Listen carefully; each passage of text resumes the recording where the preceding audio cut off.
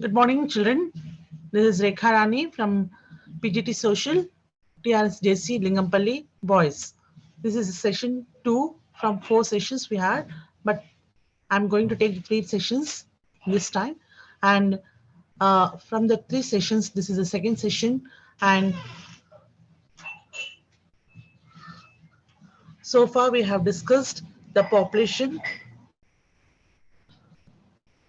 You all know what is population, and the population is an important part of the country and the world also. So you have discussed about the definition of the population and what are the things involved in the population and demographics of India, the percentage of the population in the world, which country has the more number of the percentage, China, and after India and the remaining countries. And next we have the population growth.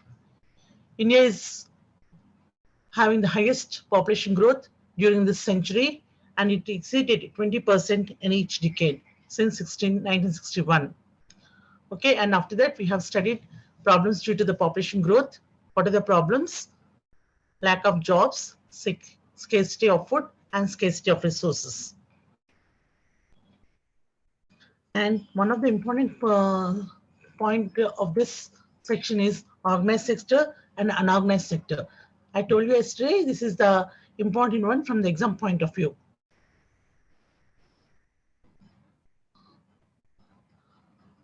And then census. This census is also an important point, and it is an important topic from the exam point of view, and it is a basis for the reviewing the country's progress in the past decade and monitoring the ongoing schemes of the government, and most importantly, planning for the future. And it includes the age structure, sex ratio, literacy rates, and working population. So the population in India has started in the first complete census was taken in 1881, and after that we had the regular census is taken for every 10th year. Now at present we have the Vivek Joshi is the new Registrar General and the Census Commissioner of India. What are the census determinants? This is the population size and distribution, population growth and process of population change, characteristics of the qualities of the population, that is age, occupation, house, education, and religion. Then age structure. We had the age structure from 15 to 59 years. And before that, we had the children below 15 years and then working age group. These are the, India is having this age group. 70% of the people are in this age group, 50 to 59 years. And then above aged 59 years. Then we had the population pyramid. So far we have discussed this part, and coming to the next part of the lesson is the sex ratio. Actually, the sex ratio. Sex ratio is what is sex ratio. You all know what is sex ratio, but let me tell you what sex ratio is the number of the females per 100 males, 1000 males in the population. Means we had if we are having the population some 1000 males, and compared to that 1000 males, we have the number of females. So it is the ratio we are taking for the people in the country. And with this, we are calculating the gender bias or any gender differences is there in our country. So it is an important social indicator for extent of equality between men and women. It indicates the hidden form of discrimination. This we had in India, the discrimination is there from the centuries together between the men and the women. So we are going to discuss about this discrimination also. Women and girls face unequal opportunities in case of the education and the development also. They are deprived of the basic needs. The girls are deprived. The girls are not able to get the basic needs like nutrition, childcare, and health. Nutrition means regarding the food. Regarding the food also, the girls are deprived. They are not getting the proper food compared to the boys. Always in the homes itself only, the girls are not getting the proper food, proper nutrition food, and the caring of the children also not getting. They are just the girls are always compared the low compared to the boys, and regarding the health also they are not taken care of. Research evidences suggest that given similar circumstances, girl children survive but better than boys. But after that, all the disparities or the discriminations, the girls are surviving better than the boys. In regarding the education, they are far better than the boys. And we had, but instead of all these circumstances, we had the biased behavior in India. The census 2011 shows that in the age group 0 to 6, sex ratio was 91919, that is 919, as the number of girls who survive is much lower than the boys. So we had the difference of nearly 80 number of children. This occurs due to the male preference and female infanticide. This occurred mainly because the parents in India are preferring the male child only, and female infanticide. In female infanticide, I mean the girl child is dying before the going to take birth. So the parents in India are preferring male child because they think it is a religious, from the religious point of view or the traditional point of view, the parents are preferring the male children, and they think that they are they can look after them after they get retired or after they in the old age. And also there are religious beliefs also regarding the choosing of the male children. So in India, especially in the North India, the uh, preference of the male child is more than the female child. They have number of reasons for this. So social problems and also economic problems. We will discuss that later on. The other evidence is when we look among different societies or regions that have equal opportunities for men and women, sex ratios are different. Next, regions that have unequal gender relations favoring males and discriminate females end up unequal sex ratios. We had as I told you, the regions have the unequal gender relations, mainly in the northern India, particularly the Rajasthan, UP, Bihar, Jharkhand, and all these states are having the different sex ratios. They are having low sex ratios compared to the South India. So there is a lot of discrimination in the North India. In certain parts of India, like Kerala, have a positive sex ratio, where other regions are extremely biased against women. They have the sex ratio as 1,084 females per 1,000 males. If you look at the pictures here, the tabular form, here you can see that the districts and the sex ratio regarding in the census taken in 2011. Here you can see, and girls have high mortality rate over boys due to the neglect of their health and illness in comparison to the male children receive. High mortality rate means the girls are dying before they are born, or sometimes after they're born also they are not taking care of the children. The parents are not taking care of the girl child. They are neglect their health, and the girls face number of problems, the biological problems also. But in regarding the health, biological problems and other things, the parents are not taking care of the girls, and because of this reason they have the high mortality rate. Many families consider female children as a burden, and this is also an important point. This is economic point of view. The female children are considered as a burden because after they grown up, they are actually they are in India. They are going to the in-laws' house, and after marriage, they have to give during the marriage they have to give the dowry, and they have to give all those things. The and Financially it becomes a burden for the families who having the female child. That's why the families in India has thinking that the children are as a burden for them. Because of this reason also, the parents in India are not accepting the girl child, and they prefer the male child.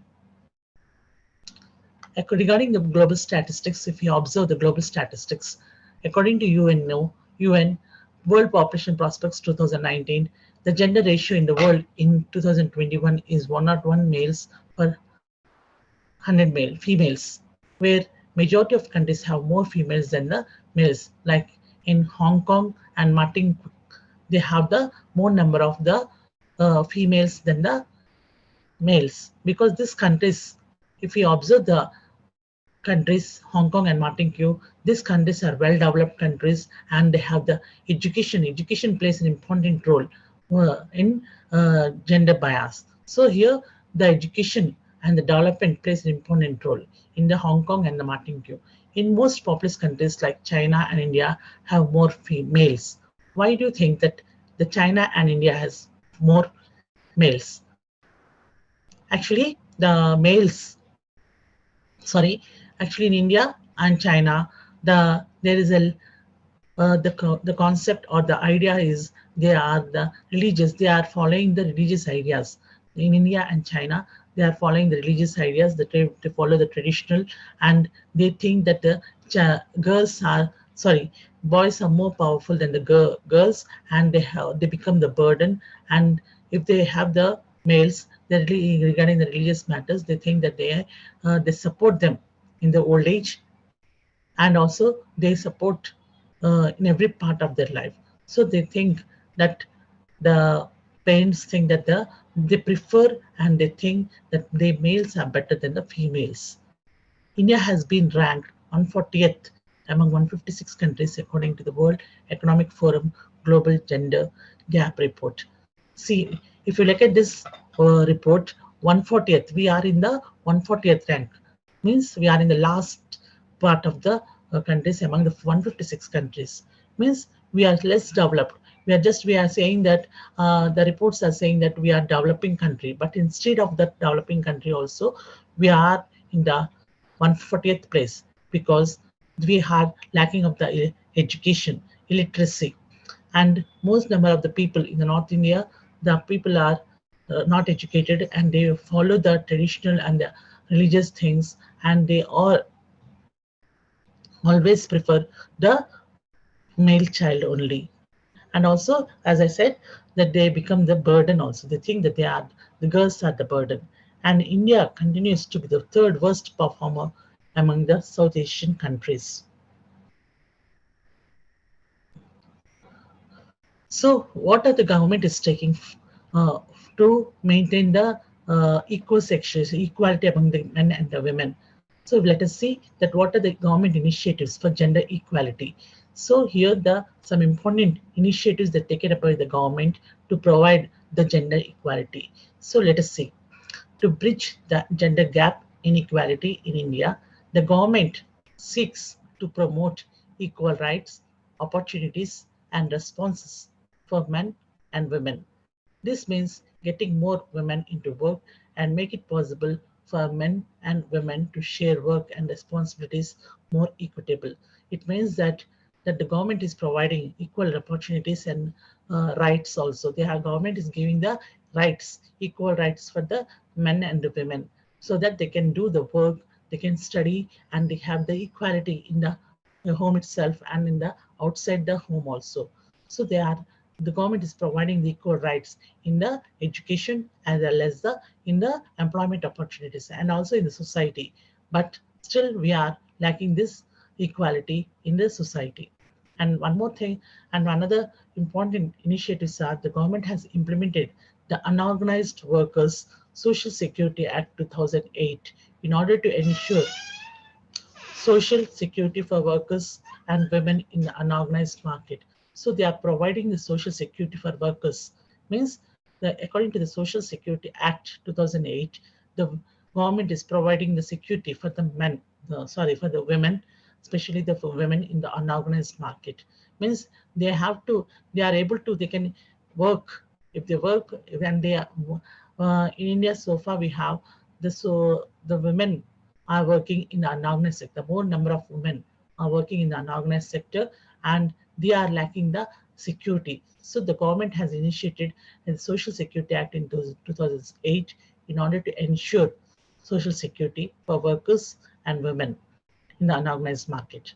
And again, in the sexual harassment, you all know now from the beginning of the country, from the beginning of the independence, after independence, we are facing the sexual harassment of women at workplace, at home, or in public places also. We are facing this. The girls are facing a lot of sexual harassment. So the government has initiated the 2013 the Sexual Harassment of Women at Workplace Act has been enacted, covering all the women of all age and protection from sexual harassment at workplace. Instead of this also, the girls, the women are facing the harassment at all places of the country.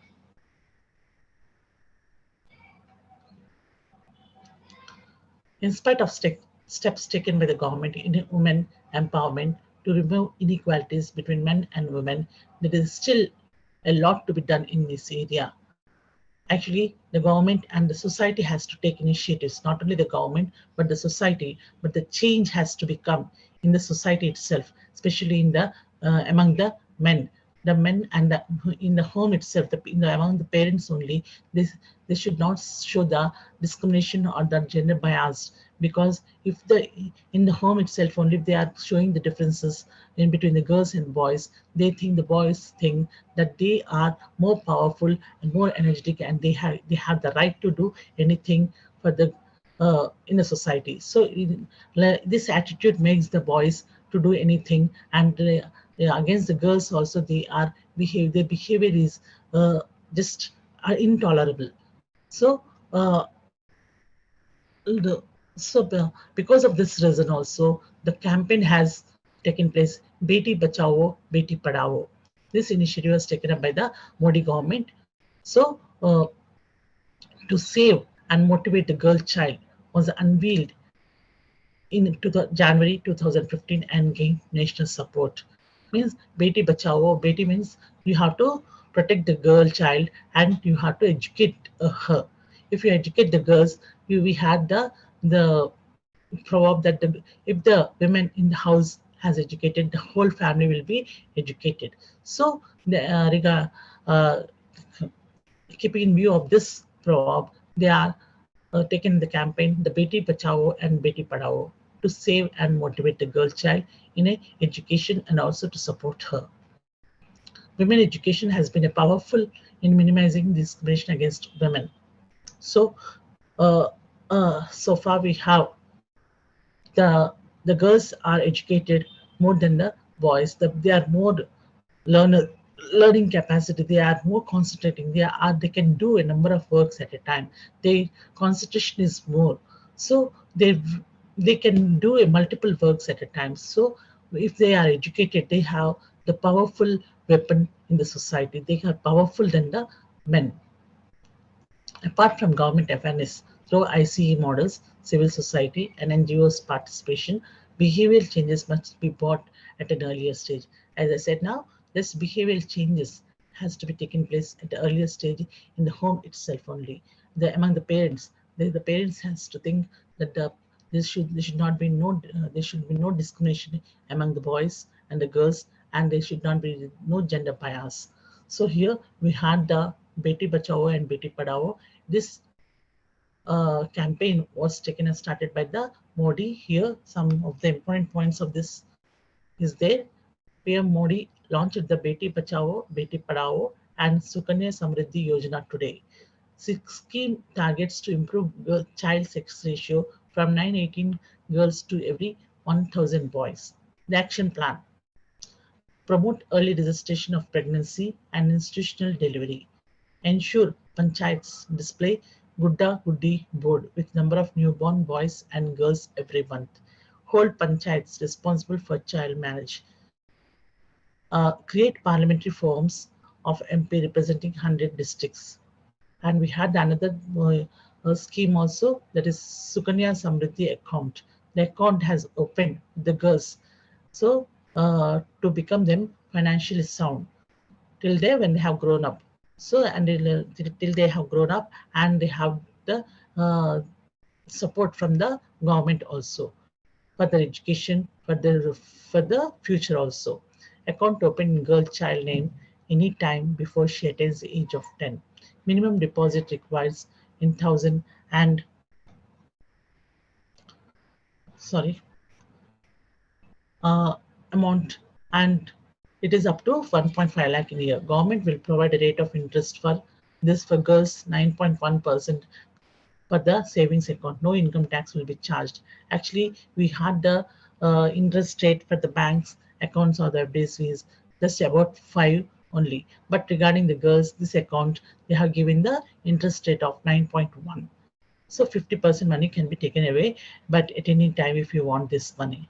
So account will remain operative till girls attain the age of 21. So the age is given for 21 years. The limit is 21 years because we can maintain this account till 21 years, because we think we in our society the girls will be educated by 21 years and they will came up for the marriageable age. So the government thinks it is a correct time for the uh, girls. So their government has initiated to the account will remain operative till to 21 years. Now literacy rate, and because of this literacy rate or that education only, we had the discrimination, girls discrimination. So let us see that what is the literacy rate. Actually, literacy rate is the key to a socio-economic progression of the country.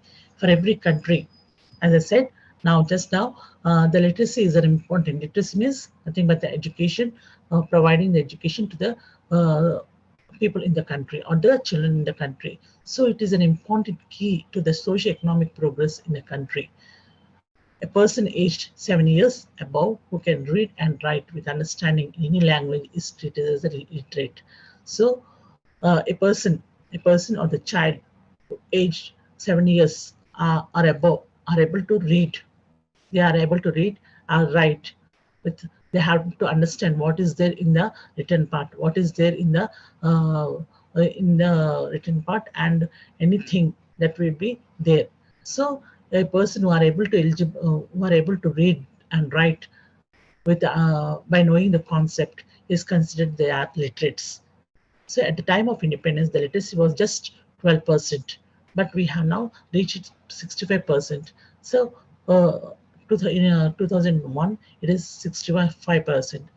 So we have to, again, we have to maintain 100% literacy rate till the end of the century. But we are just facing the differences in the literacy rate also. As per 2011 census, the literacy rate was 74% and shows wide disparity in literacy rate for men and women.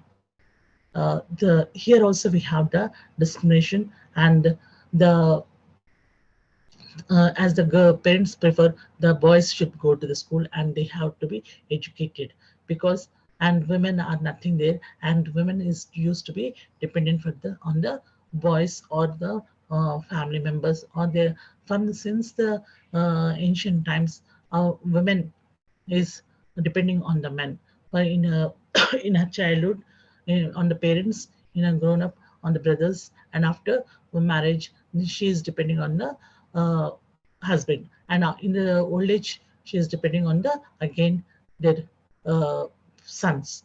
So like that, the parents are not taking care of the children, or especially the girl child. That's why we are the literacy rate in women is just 65% only.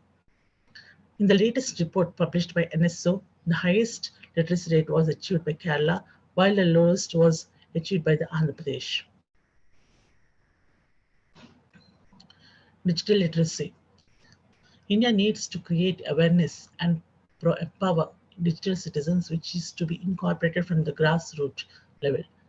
So here, digital literacy. We are also doing the digital literacy in the pandemic time, especially in the pandemic time. We are just following the digital literacy only. So uh, from the schools itself, from the primary schools or whatever, we are just in the pandemic time, and in the future also maybe we are going to depend on the digital only. So the importance of the digital literacy is so much that we have to know what is digital literacy and what is there in that. So Digital India program. So the government has taken up some initiatives or some programs to implement the digital literacy rate. Digital India program, it puts together many existing schemes by restructuring and refocusing them in a synchronized manner. Pradhan Mantri Gramin Digital Saksharata Abhiyan, one of the largest initiatives of the country for making citizens digitally literate. Next, the National Digital Literacy Vision. It aims to empower at least one person per household with digital literacy skills by 2020. And next one is BharatNet program. It aims to have optical fiber network in all gram panchayats. So what is BharatNet program here? We have the BharatNet program. That is, they are taking the some important points is what about the BharatNet program is. It is the world's largest rural broadband connectivity project connecting 2.5 gram panchayats covering 6 lakh villages. Optical fiber connectivity now available at more than 1 lakh GPS under phase 1 of BharatNet. All GPS to have Wi-Fi hotspots by 2019. Non-discriminatory access to all services provided, mobile operators, internet service providers, cable TV operators, content providers, and signing of MOU with states for implementation of the BharatNet phase 2. And next is the Government of India to collaborate with states and telecom service provided to deliver high-speed broadband based citizen services in rural areas of BharatNet infrastructure. So how we will do this? First, the bridge the digital divide. First, we have in the BharatNet, we have to achieve this healthcare and education services, and also we have to get with the help of this BharatNet, we are able to get the efficient citizen service delivery, and also we have to stimulate the rural economy. We can increase the economy of the rural societies. And after that, we have the right to education. The government has, in order to get the people educated, every child educated, there is a rights has given in the constitution. You already know we had the rights in the constitution. Every citizen has an important rights in the constitution, but we have fundamental rights like in the fundamental rights they have given the right to equality. The right to education is also implemented, and it is also implied, and it is an important. It is making as a compulsory act after it is given in the constitution, but it makes an act in the 2009 only. So the right of children to free and compulsory education act passed by Indian Parliament on 4th August 2009 paves the way for compulsory education for children between 6 and 14 in India.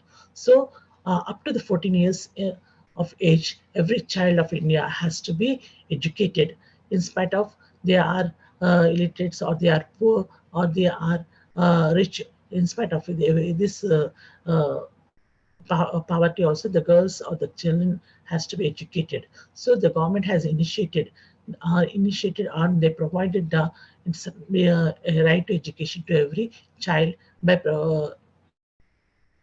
passing an act, that is 2000 right to education in 2009.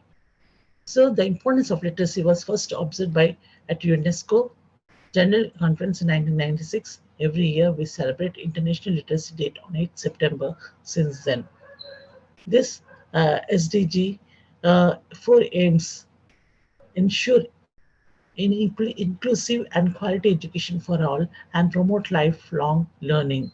So it is a saying that the education is a lifelong learning. So we have to ensure, we have to give the education to the children, the quality education to the children, and we are able to provide, the government and the society has to provide it, and it should be said that the education is not a one-day learning or two-day learning, but it is a lifelong learning. Everything throughout your life, you have to learn somewhat with the other things. So education is not one thing that it is completed by the age of 121 years or the 25 years, but it is a lifelong learning. So as per UNESCO, India will achieve universal literacy by 2016. So here we have some important points regarding the right to education today. 1st April, the demands of the right, complete implementation of RTA Act 2009, extension of the RTA Act uh, to include all children from birth to 18 years, at least 6% of GDP to be allocated for education.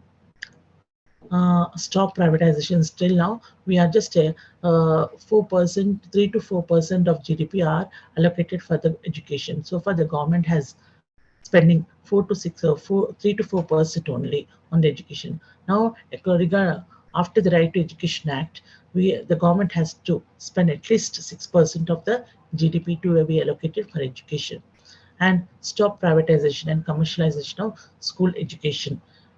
India has, and the governments has initiated to start the government schools, and they are providing better education than the private education, and they are providing the midday meals.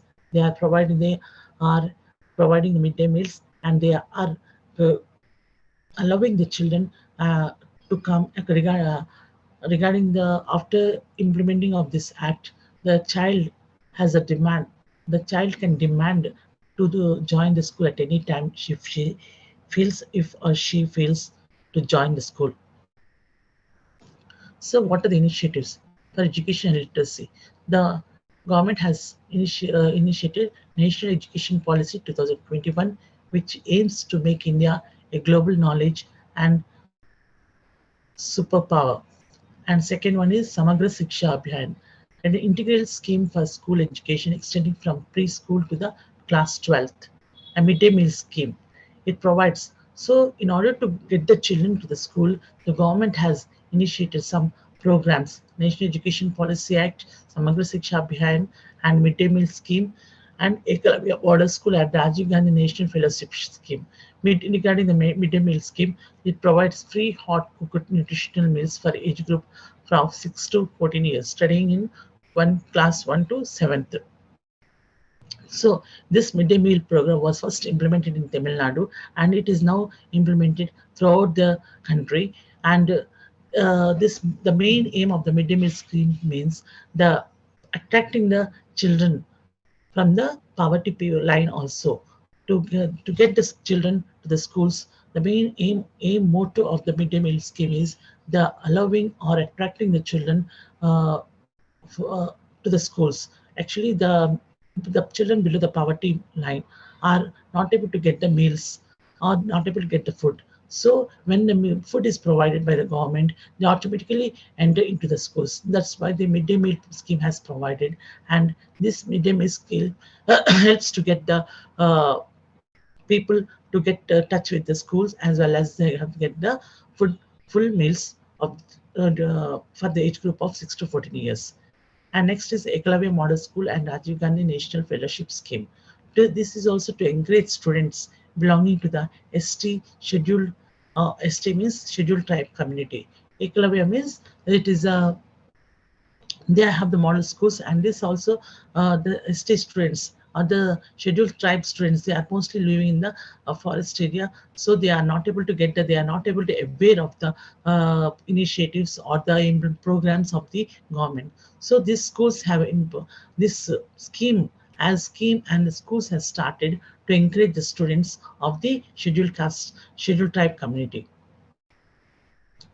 So we had some schemes here also. The cabinet also approves the continuation of the Samagra Siksha scheme from 1st April to uh, from 1st April to 30, March 26, and total financial outlay of this some 2,94,000 to 83.04 crores, and the center share is 1 crore 85,390. 398.3 crores, 32 crores, and state is so the education you have the education in the concurrent list. So you all know what is the lists. The powers are sharing between the center and the state. So in the education is also a power that is distributed between the center and the state. So the government, the central government and the state government is sharing the financial outlay and the financial status, and they are sharing the the finance between the center and the state, and providing the education to the school children in the state. The scheme covers, actually they think it covers 1.16 million schools. That is what 156 million students and 5.7 million teachers of the government and the elite schools.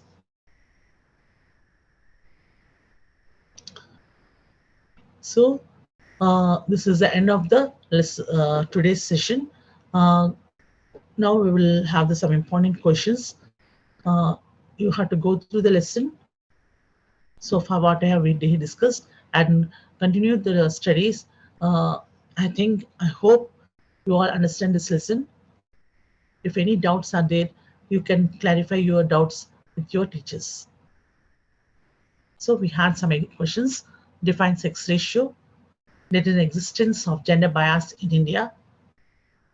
Do you agree or disagree with the statement? Elaborate on your answer with the supporting points and facts. These questions are very important one from the exam point of view. Every year we are going to get this question. There is existence of gender bias, or in any form this question, the gender bias or the gender differences, or why you prefer the male child apart from the female child.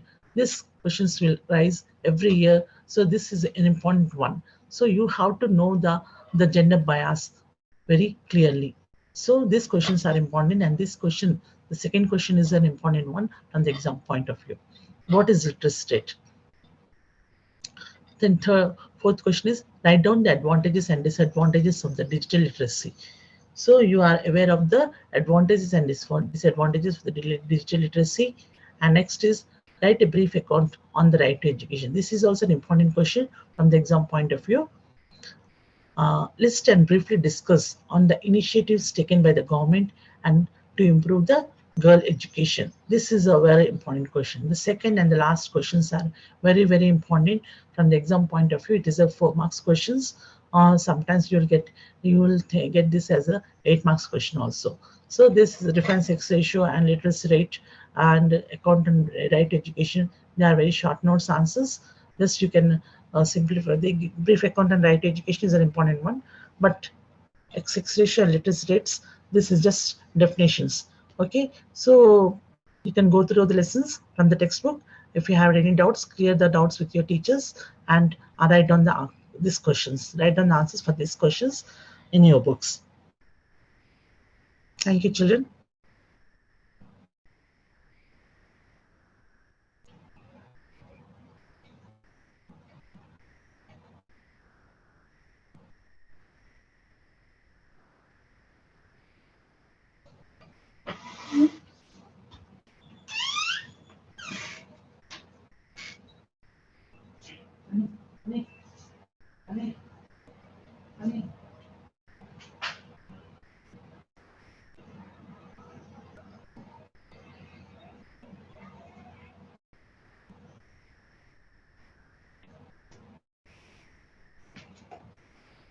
Sir? Hello, sir?